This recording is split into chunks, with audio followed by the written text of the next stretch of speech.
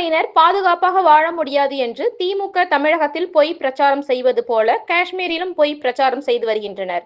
காஷ்மீர் மாநிலம் பஹல்காம் பகுதியில் இந்துக்களை குறிவைத்து பாகிஸ்தான் தீவிரவாதிகள் நடத்திய பயங்கரவாத தாக்குதலை கண்டித்தும் 26 பேர் பலியானதை கண்டித்தும் பாஜக கோவை சுந்தராபுரம் பகுதியில் கோவை தெற்கு மாவட்டம் சார்பாக மாவட்ட தலைவர் சந்திரசேகர் தலைமையில் மாபெரும் கண்டன ஆர்ப்பாட்டம் நடைபெற்றது.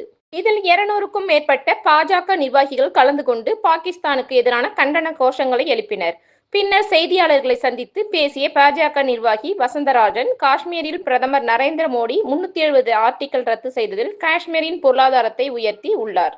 மேலும் இந்தியா மற்றும் உலகம் முழுவதிலிருந்து கோடிக்கணக்கான மக்கள் சுற்றுலா காஷ்மீர் வந்து செல்வதனால் காஷ்மீரில் பொருளாதாரம் அதிகரித்துள்ளது. சிறுபான்மையினர் பாதுகாப்பாக வாழ முடியாது என்று திமுக தமிழகத்தில் பொய் பிரச்சாரம் செய்வது போல காஷ்மீரிலும் பொய் பிரச்சாரம் செய்து வருகின்றனர். காஷ்மீரில் சிறுபான்மையினர் நிம்மதியாக வாழ்ந்து வந்த நிலையில் பாகிஸ்தான் இதுபோல கொடுமையான சம்பவத்தை நிகழ்த்தியுள்ளது என குற்றம் சாட்டினர். பாகிஸ்தானியர்கள் கள்ளத்தனமாக விசா வாங்கி கொண்டு இந்தியாவில் வாழ்ந்து வருவதை கண்டித்தும், பாகிஸ்தானுக்கு ஆதரவாக தேச விரோத செயலில் ஈடுபட்டு வரும் நபர்களை கண்டித்தும் இன்று நாடு முழுவதும் போராட்டம் நடைபெற்று வருவதாக தெரிவித்தார்.